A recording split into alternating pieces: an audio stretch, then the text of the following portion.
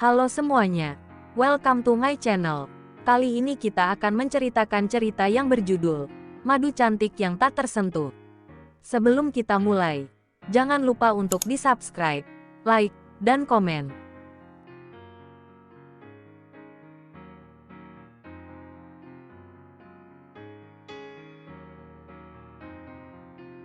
Episode 88, Anugerah yang Cepat. Tigor, Belva termangu. Sementara pria itu malah duduk santai sembari melipat kaki dan tersenyum erotis menatapnya. Hai, sayang, long time no see. Tigor beranjak dari sofa dan berjalan ke arah Belva.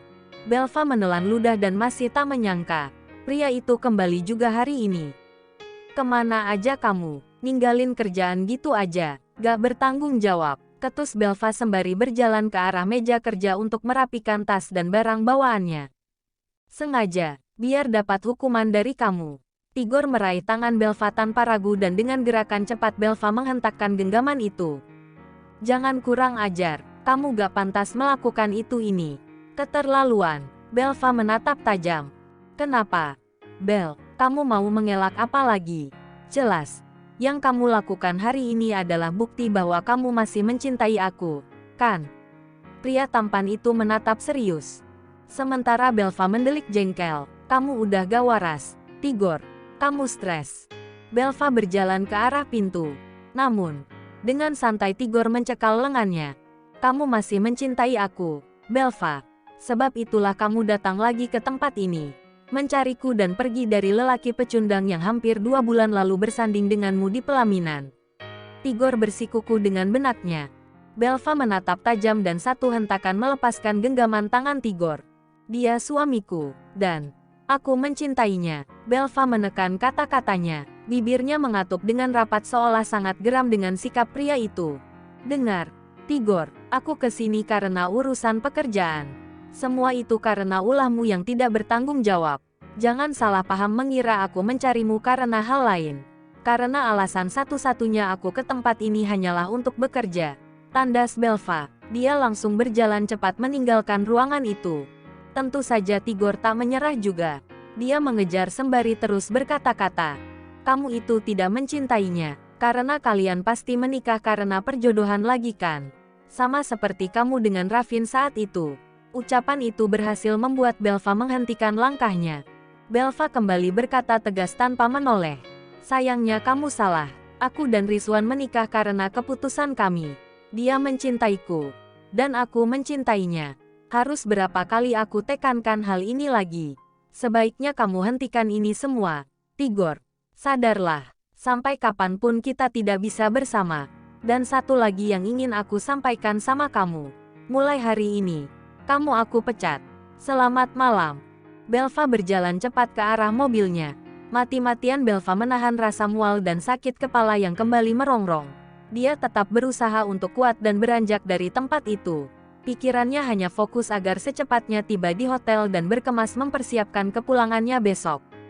Belva melajukan mobil dalam kecepatan tinggi, sambil terus beristighfar dan menyebut asma Allah. Ya Allah, lindungi hambamu ini dari segala kejahatan orang-orang yang zalim dan tersesat hatinya. Kuatkan hamba ya Allah. Belva dengan lirih terus berdoa. Ia semakin panik saat menilik ke arah spion dan melihat ada sebuah mobil yang mengikutinya. Tidak salah lagi. Tigor mengejarnya. Belva mengatur napas baik-baik. Dia berusaha terus fokus melajukan mobil. Tetapi rasa mual dan sakit di kepala seperti ikut berperang dengan keadaan genting ini. Astagfirullah. Allahu Akbar. Ya Allah, lindungi hamba. Belva kembali mual-mual. Dia mengurangi kecepatan dengan satu tangan memegang setir mobil dan yang satunya menutup mulut yang hendak muntah. Mobil sempat oleng dan Belva membelokkan ke arah kiri lalu menginjak rem secara mendadak, membuatnya menabrak pohon di sisi jalan. Beruntung benturannya tidak terlalu kencang. Hanya ada lecet di bagian depan mobil sementara Belva kehilangan kesadaran tanpa ada luka sedikit pun. Dia tak sadarkan diri karena tak kuat menahan sakit kepala juga mual yang semakin menjadi-jadi. Tigor yang melihat itu langsung panik dan memastikan keadaan Belva di dalam sana. Belva, Belva. Tigor melihat wajah Belva semakin pucat. Jalanan cukup lengang. Hanya ada 2 pengendara motor yang ikut menepi melihat kejadian itu.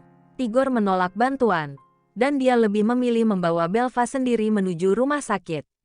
Membutuhkan waktu sekitar 15 menit lagi untuk tiba di rumah sakit. Di sela-sela perjalanan, Tigor berusaha menyadarkan Belva dengan memberikan aromaterapi, tetapi nihil. Belva masih tak sadarkan diri. Pria itu pun semakin cemas, karena tampaknya Belva sungguhan mengalami sakit atau trauma karena benturan. "Kamu akan baik-baik saja, Belva."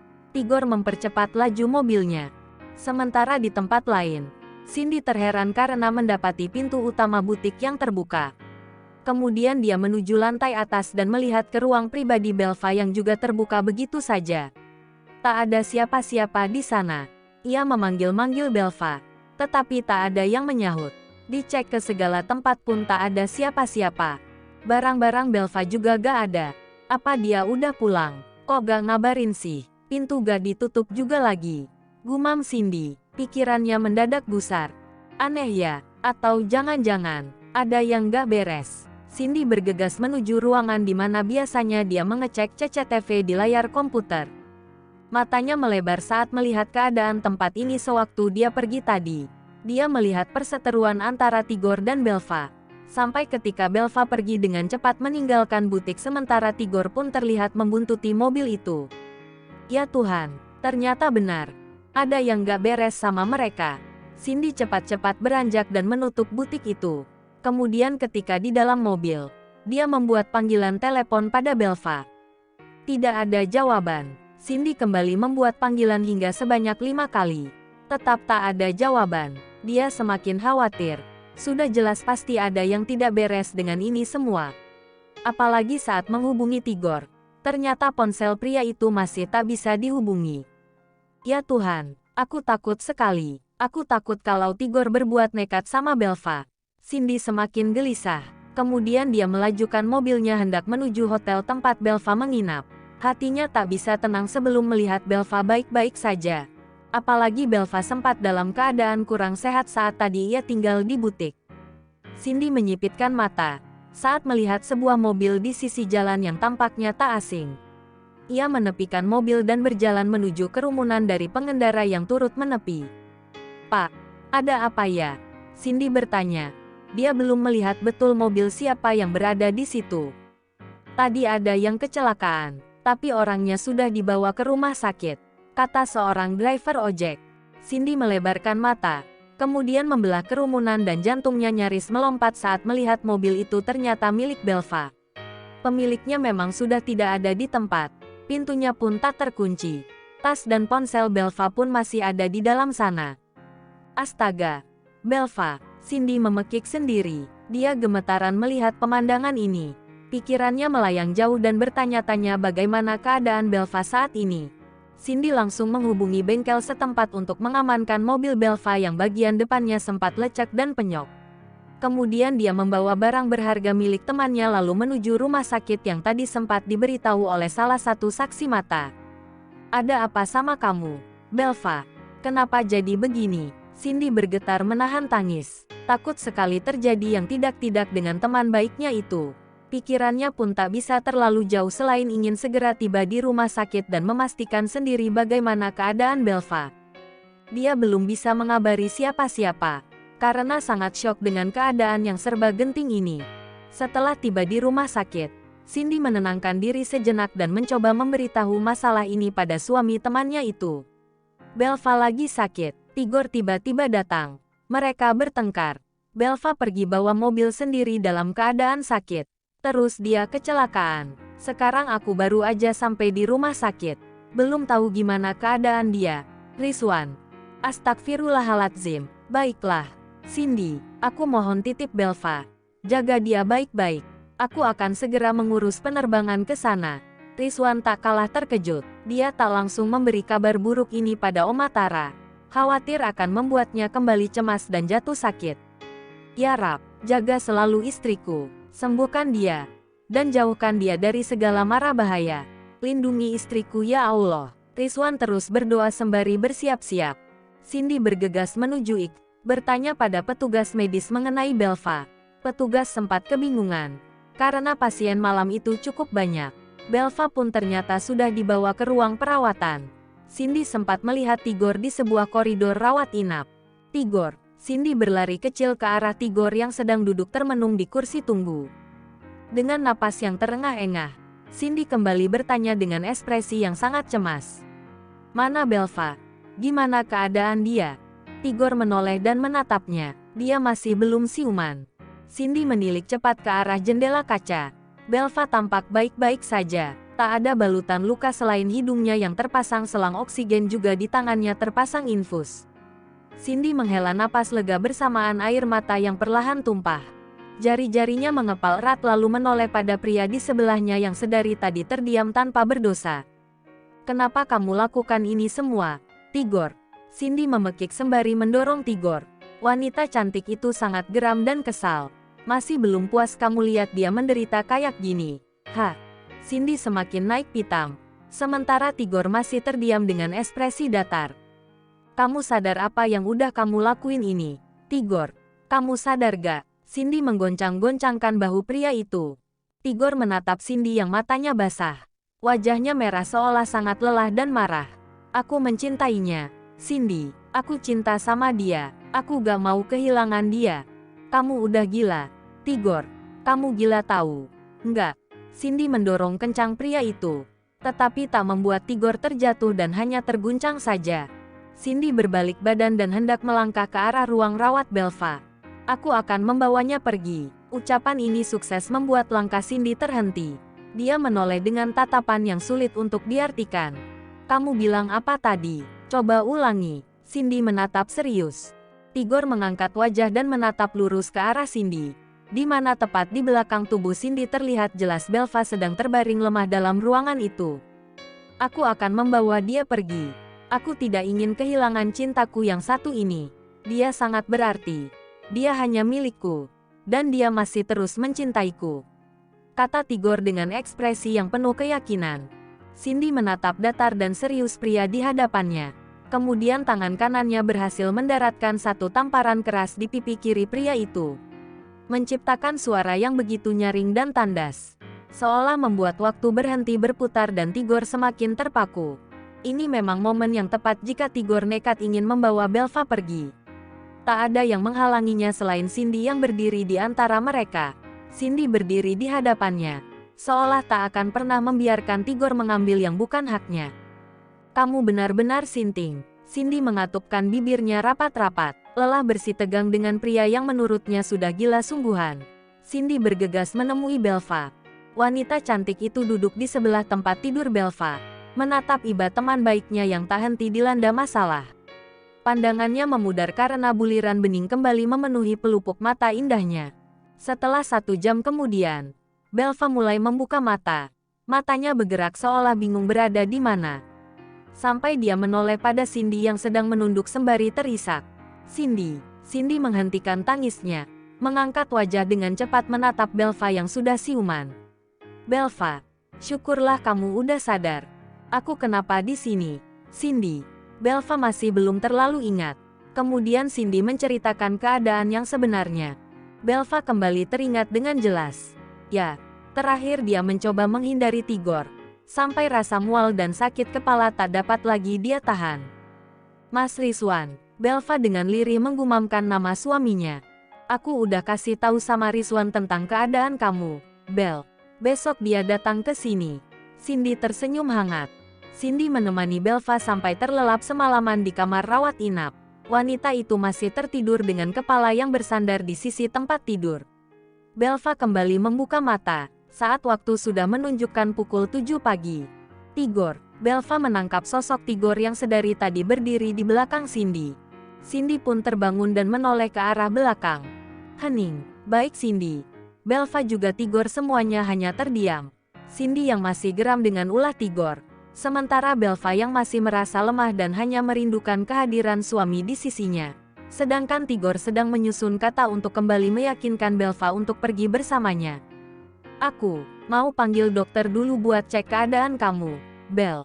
Cindy berdiri dan menggeser kursi, lalu beranjak dari ruangan itu, meninggalkan Belva dan Tigor. "Belva, aku minta maaf kalau aku membuatmu seperti ini.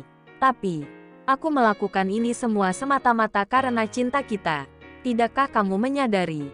Sejauh apa kamu pergi? Pada akhirnya kamu akan kembali bersamaku. Apa artinya selain karena kita berjodoh? Belva. Tigor berujar lembut. Belva tak menatapnya. Dia lebih senang menatap gorden pembatas di ruangan itu daripada menatap pria yang tak pernah ingin menyerah ini. Bahkan, Belva pun bingung harus dengan cara apa dia meyakinkan bahwa tidak ada cinta lagi untuk pria itu. Pergilah, Tigor, aku sangat lelah. Hanya itu yang dapat Belva ucapkan. Aku akan pergi denganmu, Belva. Aku tidak akan pergi sebelum aku bisa membawamu. Itu kan yang pernah kamu harapkan dariku kala itu. Tigor selalu ingat kata-kata Belva ketika sedang tertekan oleh keadaan waktu itu. Itu jelas hanya masa lalu. Sekarang aku tidak ingin pergi dan hanya ingin bersama dengan suamiku. Tegas Belva. Sejujurnya dia merasa takut. Karena saat ini kondisinya cukup lemah tak bisa melarikan diri andai Tigor memaksanya. Sudahlah. Jangan bersandiwara. Aku tahu kamu tidak begitu mencintainya. Kamu hanya sedang belajar mencintainya. Aku tahu. Kamu pun tidak akan pernah mau disentuh oleh lelaki sok alim itu. Maka, sebelum terlambat, ikutlah denganku. Tigor menatap serius. Kamu salah. Aku telah menyerahkan seluruh jiwa dan ragaku hanya untuk Rizwan, suamiku. Belva menatap tajam dan bengis. Tak lama, seorang dokter dan asistennya memasuki ruangan Belva, memecah ketegangan di antara mereka. Selamat pagi, Mbak Belva.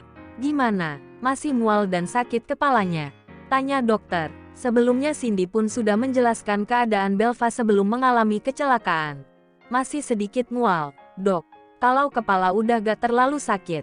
Penyakit mah saya kambuh lagi ya, dok. Soalnya belakangan ini saya telat makan terus. Belva tersenyum tipis menjelaskan apa yang dirasakannya. Terakhir menstruasi kapan, Mbak? Tanya dokter lagi. Belva menyipitkan mata mengingat-ingat kapan terakhir dia datang bulan. Duh, kayaknya, udah sebulan lebih saya gak mens, dok. Terakhir 2 minggu sebelum nikah kayaknya. Artinya udah 2 bulan yang lalu ya, dok. Belva menggaruk kepalanya yang tidak gatal. Memang asam lambungnya sedang tinggi. Tapi dari pernyataan tadi juga berarti Mbak Belva sudah telat haid lebih dari 8 hari. Ini sesuai dengan hasil pemeriksaan lab yang menyatakan bahwa Mbak positif hamil. Dek, Belva termangu sejenak, lidahnya keluh untuk berucap, terkejut dan tentunya ini kabar yang sangat baik. Hamil. Dok, sungguh. Belva menatap penuh semangat. Suster pun menunjukkan hasil tes laboratorium darah, dan menjelaskan hasilnya. Ya, berarti dari perhitungan sementara dari hari pertama haid terakhir itu, Mbak Belva sedang mengandung sekitar 6 minggu. Untuk lebih memastikannya lagi, lebih baik lakukan tes PEG juga menemui dokter kandungan untuk melakukan tes USG. Dokter memaparkan. Ini sangat membahagiakan. Belva bahkan tak tahu harus berekspresi seperti apa. Cindy yang sudah lebih dulu tahu hal itu langsung berlari kecil menuju Belva dan mendekapnya. Selamat, Belva. Cindy memeluk erat dan turut bahagia. Aku hamil, Cindy. Aku akan jadi seorang ibu. Belva terisak dalam dekapan teman baiknya. Beruntung saat ini ada Cindy sebagai tempat Belva berbagi kebahagiaan. Mas Rizwan pasti seneng banget denger ini. Dia akan jadi seorang ayah. Belva bahagia sekali. Namun, pria yang tadi sempat mengajaknya pergi, terlihat hancur sekali. Ekspresinya begitu tak percaya. Tigor termangu menatap air mata bahagia yang mengalir dari mata Belva dan Cindy. Perlahan, kakinya melangkah mundur dengan jantung yang seperti berhenti berdetak. Seperti ada bom yang menghancurkan seluruh isi hati dan tubuhnya. Bahkan, Tigor nyaris luruh di atas lantai. Dia bersandar lemah di tembok ruangan sembari menunduk menahan perih yang teramat sangat. Sampai seorang pria tampan dari arah lain tampak cemas melangkah cepat ke arah ruangan itu. Tigor, Rizwan terus berjalan dan sempat menatap Tigor yang terlihat sangat pilu di depan ruangan kamar rawat Belva. Tigor mengangkat wajah, menoleh ke arah seorang pria yang ternyata sudah seutuhnya memiliki Belva, wanita yang sangat dicintainya. Matanya seolah mengatakan kesedihan yang tak sanggup diucapkan. Terngiang bagaimana pernyataan dokter yang mengatakan bahwa Belva tengah mengandung. Ya, mengandung benih pria di hadapannya. Rizwan tak mengerti mengapa Tigor menatapnya seperti itu. Dia memilih memasuki ruang rawat dan melihat keadaan istrinya. Assalamualaikum. Waalaikumsalam. Mas. Belva dengan semangat menyambut hangat kedatangan suaminya. Dia sudah terlihat lebih segar setelah diberikan obat dan vitamin. Awalnya, Rizwan belum tahu kalau istrinya hamil. Mas, lihat nih. Belva menunjukkan sebuah hasil tes pack yang beberapa menit lalu dia gunakan. Hasilnya menunjukkan 2 garis merah. Rizwan melebarkan mata, tak henti mengucapkan kalimat syukur pada Allah SWT. Dia tak percaya secepat ini diberikan kepercayaan dan anugerah oleh Yang Maha Kuasa. Kemudian Rizwan mendekap erat dan menciumi setiap inci wajah istri tercintanya. Kekasih halalnya, kini perjuangan mereka semakin menyenangkan karena akan hadir malaikat kecil yang nanti memberikan warna dan menyempurnakan ibadah terpanjang mereka. Cindy pun tersentuh melihatnya. Ia menyeka pipi dan tak sengaja menoleh ke arah luar kamar rawat dan melihat Tigor terpaku dengan ekspresi suram di sana. Rona kekecewaan terpancar jelas di wajah Tigor. Secepat kilat, Tigor berbalik badan setelah melihat pemandangan yang sangat menyakiti hatinya. Dia gegas pergi. Cindy sempat ingin mengejar, tetapi pria itu cepat sekali menghilang.